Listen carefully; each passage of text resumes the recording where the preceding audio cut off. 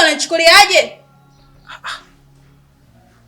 Mke wangu, I think you know well. Kwa nini hutaki kunitimizia haja zangu? Kila nikikwambia unasema umechoka, ukitoka kazini umechoka, maana shinda nyumbani unasema umechoka. Kuchoka kupi huko? Unataka kanitimizie nani?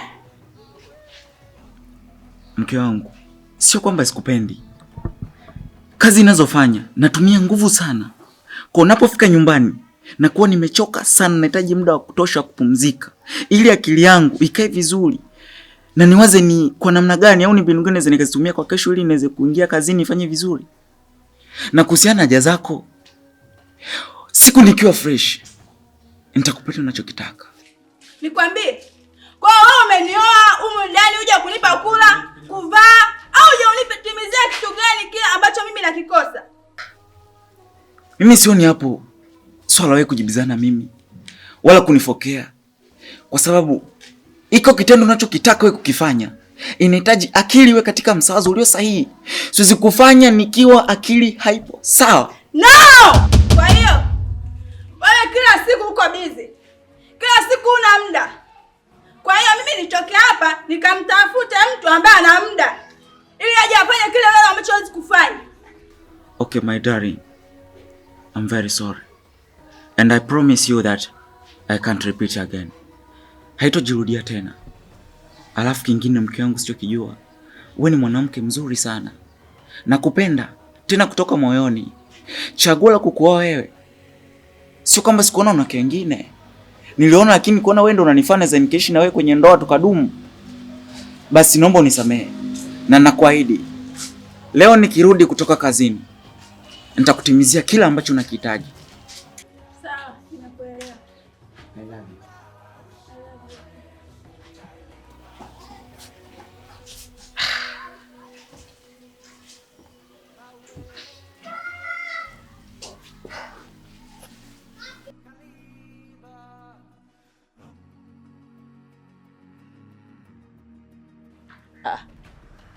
Vipi je ndugu wangu? Naona umeacha kazi kule, umekuja kukaa huku na inaonekana ni mtu wa mawazo sana. Shida nini ndugu wangu? Ya ni kweli. Wila, maisha yangu yamejawa na giza zito. Yamejawa na hukumu. Yaani sioni mbele kuna nini? Wala sielewi maisha yangu nitaendesha kwa namna gani. Fika fahamu najua kwamba naishi na mwanamke pale nyumbani. Tena hii ni wiki ya pili. Lakini kitu ambacho huwezi kuamini ni kwamba sijawahi kufanya naye tendo la ndoa hata mara moja. Kwa nini sasa? Wila, yule mwanamke nilazimishwa na wazazi tu kumuoa. Sikuwa kwenye target ya kumuoa yule mwanamke. Ila ilinibidi kwa sababu ya heshima ya wazazi. Sijui unanielewa. Na ninavyokuambia leo hii mwanamke kawaka pale nyumbani. Kasema kwamba nikitoka kazini anahitaji leo nimpatie unyumba. Sasa je, nitawezaje kufanya naye ile hali mnala hausomi station?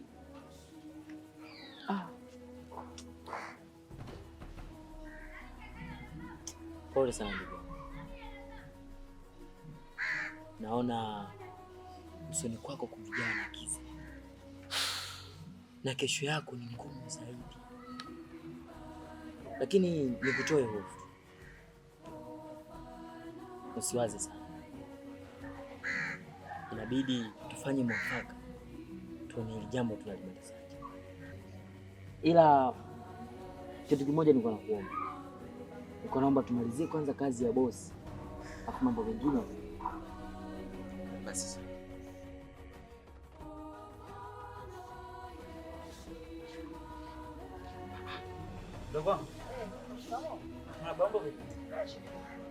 Yaani ninavyonena huu mguu ndio nilikuwa kuja hapo nyumbani.